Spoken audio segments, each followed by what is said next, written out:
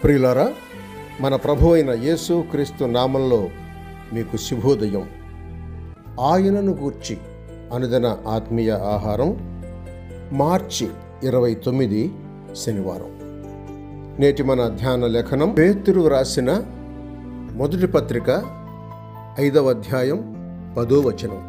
తన నిత్య మహిమకు క్రీస్తునందు మిమ్మును పిలిచిన సర్వకృపానిధియగు దేవుడు కొంచెము కాలము మీరు శ్రమ పడిన పిమ్మట తానే మిమ్ములను పూర్ణులనుగా చేసి స్థిరపరచి బలపరచను.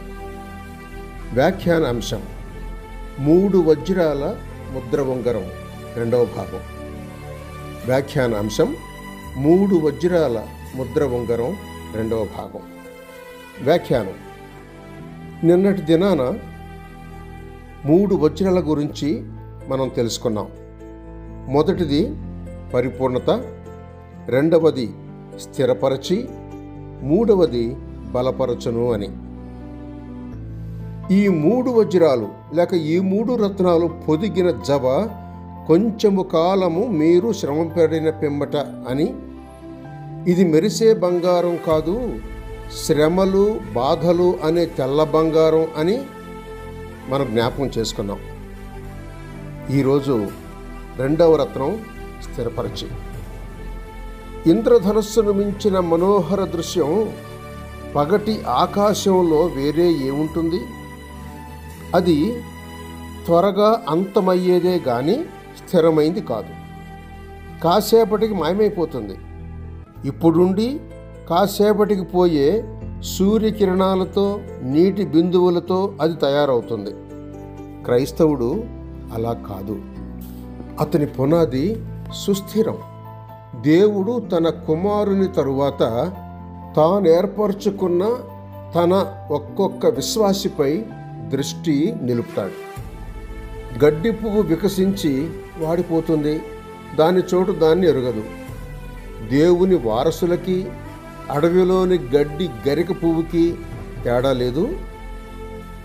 రక్తంతో కొనుక్కున్న మనుషులకి మబ్బుల్లో రంగుల విల్లుకి తేడా లేదా? దేవుడు మనకిచ్చిన రక్షణ నీటి మీది రాత కాదు, ఇసుకలో పాదాల అడుగుజాడా కాదు, ఆకాశంలో పక్షి ఎగిరిన జాడా కాదు. అది యుగ యుగాలు నిలిచి ఉండే శిలాక్షరం. అది ఒక రాత్రి వచ్చి తెల్లారికి మర్చిపోయే కళ కాదు. అందుకే హెబ్రీ గ్రంథకర్త విశ్వాసులను చూసి బాధపడుతూ హెచ్చరిస్తున్నాడు. కాబట్టి నిర్జీవ క్రియలను విడిచి దేవుని యందలి విశ్వాసమును, బాప్తిస్మములను గూర్చిన బోధయు, హస్త నిక్షేపణమును, మృతుల పునరుద్ధానమును, నిత్యమైన తీర్పును అను పునాది మరలా వేయక క్రీస్తును గూర్చిన మూలోపదేశములు మాని సంపూర్ణల మొగుటకు సాగిపోదము అని. చూడండి, హెబ్రీయులకు రాసిన పత్రిక 6వ అధ్యాయం 1వ వచనం. ఎన్నాళ్ళు పాలు తాగుతూ ఉంటారు?